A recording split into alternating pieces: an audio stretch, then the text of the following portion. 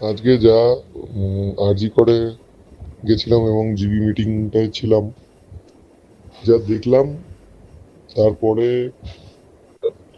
আর খুব একটা মানে মানে এমনিতেই লস্ট ফেথ ইন হিউম্যানিটি হয়েছে।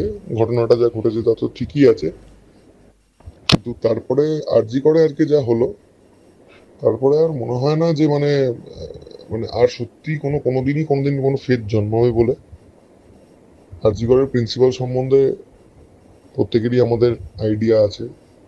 মানে ওই আর কি মানে মানে কি বলবো, তৃণমূলের নিকৃষ্টতম নেতাগুলো যেগুলো আছে আর কি, পাড়ায় পাড়ায় মোড়ে মোড়ে বা রাজ্য স্তরের লেভেলে, যেগুলোকে দেখলে একদম নেওয়া যায় না, এরকম 50টা নেতার নাম মনে দিলেও এই মানুষটাকে কখনোই ম্যাচ করা যাবে না। সেটা মানে আলাদা লেভেলের একটা লোক সন্দীপ ঘোষ। তো কেন সে এত বিখ্যাত বা কেন তার এত বিশাল প্রতাপ? Undergraduate, final year, intern, এরকম প্রত্যেকটা কলেজের একটা একটা মুষ্টিমেয় একটা চাঙ্ক আছে যারা এর থেকে ডাইরেক্ট সুবিধা পায়। ছেলে বা কেউ একজন সাপ্লি পেয়েছে, ইন্টার্ন দাদা বললো পরের দিন, ভাই ফাইনাল ইয়ারে সাপ্লি পেয়েছিস, পাস করিয়ে দেবো 10 লাখ টাকা, একদম 10 লাখ।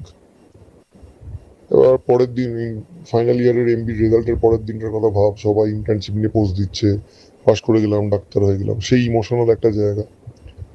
সেখানে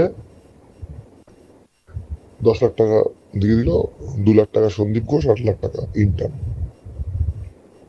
ঠিক আছে, সেই দিয়ে ইন্টার্ন গাড়িও কিনে নিল। এরকম হামেশাই হচ্ছে প্রত্যেক কটা medical college in West Bengal.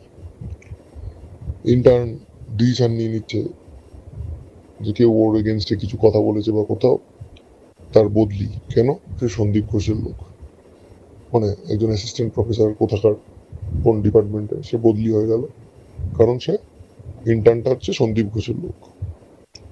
Sandeep ঘোষের ক্লোজ ছেলে, তার গার্লফ্রেন্ড আগেই ডিপার্টমেন্টে গিয়ে বলা আছে, স্যার আমার গার্লফ্রেন্ড দুটো অনার্স লাগবে মেডিসিন আর গাইনিতে।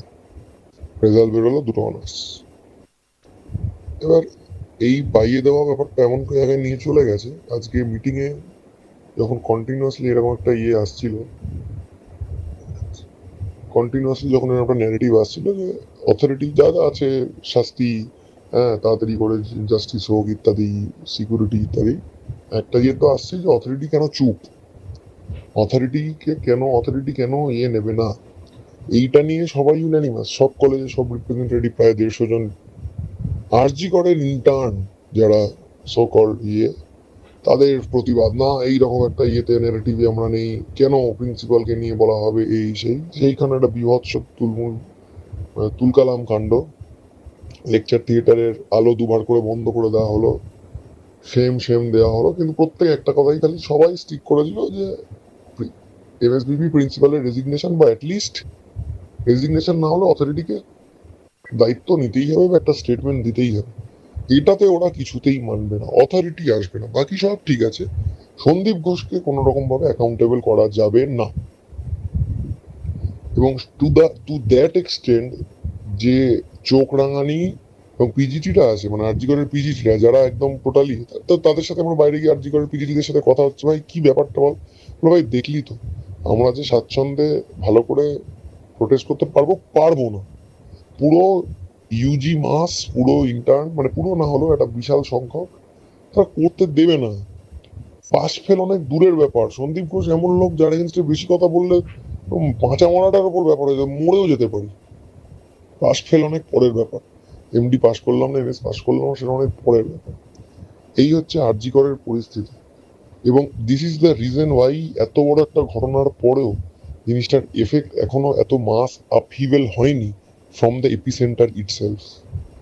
আরজি কর আজকে যা দেখিয়েছে, এবং শুধু তাই না, ওই থেকে জিবি মিটিং থেকে বেরিয়ে ইন্টার্ন গুলো, এই পাচাটা চটি চাটা ইন্টার্ন মালগুলো, এরা বেরিয়ে এসে সবার আগে মিডিয়াতে বাইট দিয়েছে যে অন্য সব কলেজ থেকে লোকজন এসে আমাদের পিসফুল প্রোটেস্ট হতে দিচ্ছে না, আমরা চেয়েছিলাম এই এজেন্ডায় কথা বলতে, তারা কেউ হতে দিচ্ছে না, এবং আমাদেরকে মানে মেন্টালি হ্যারাস করছে, এই করছে, এবং প্রায় 100 পুলিশ ডেকে এনেছিল, হু ওয়ার টেলিং আস যে আপনারা শান্তভাবে বেরিয়ে যান, অ্যালাউ করে দেবো, এরা প্রিন্সিপালের লোক, এরা নাহলে কিন্তু আমাদেরকে ইয়ে করতে হবে। মানে কোন জায়গায় চলে গেছে ব্যাপারটা।